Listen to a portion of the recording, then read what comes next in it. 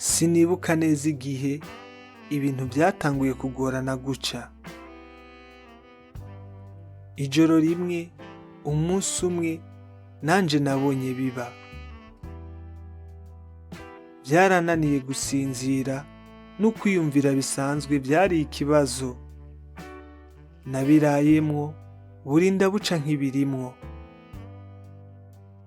Nahora ndyama nkasinzira nkaruhuka, ariko ubu mbyukana umunaniro nkaho ntigeze nduhuka. Vyoba ari ibi bavuga iyo bavuze ngo karma? Canke iki ni igihano gihabwa umuntu akunze uwundi cane akamwimariramwo, akamwiha wese, akamuha vyose kandi atazohaguma? Nimba ari kimwe muri ivyo, nta kundi, reka ndawote ni je nawucanye. Niyo noba ndi kumwe n'uwundi aba ari aho hafi, abazunguruka mu bwonko bwanje, anyeganyeza umutima wanje. Ibi ntibiri feya, si vyiza n'ukuri. Uwo ndi kumwe nawe ubu ntakwiriye uwo nahindutse. Umuntu nkanje yashengutse umutima, yahondaguwe. Mba ndi kumwe nawe igice, mpari nk'uwudahari n'ubundi.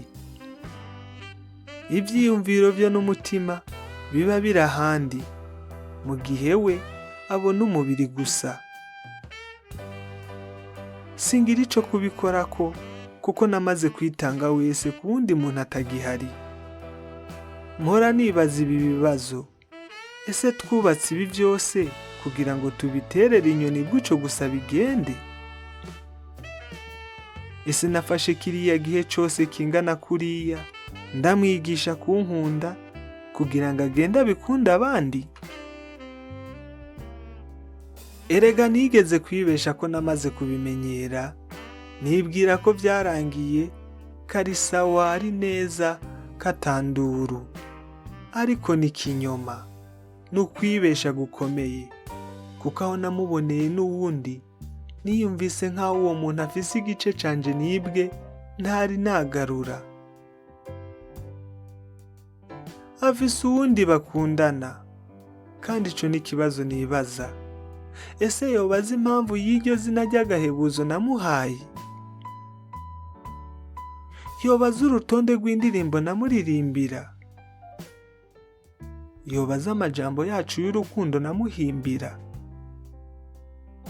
Yobaza ivyo bintu bito byose nakora ngo tugire urukundo rwuzuye? Nari nkwiye kuba naciyumvira ivyo, ariko ndabikora, kuko narekeye ibice byinshi vyanje muri urwo rukundo. N'ubu ndibaza, ninde ariko arahabwa urukundo rwanje?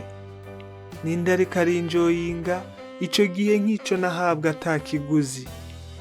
Ninde ariko araseka ku vyo namwigishije, ku buhinga namuhaye bwo kunkunda? Wosanga ahari iba ari navyo bimbabaza kurusha ibindi.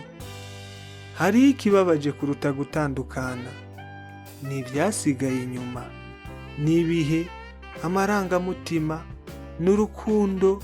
Ivyo vyose natanze biri aho hanze, kandi sinzi nimba hari uwo uriko aravyinjoyinga, aprofita ku vyo naruhiye. Urashobora kugenda, ariko ibice bimwe na bimwe vy'umutima bigasigara inyuma. Aha ni Iwacu ku Muhana TV. Jewe nitwa Gusenga Derike. Imana ikurinde, Imana ikuzigame, naho ubutaha.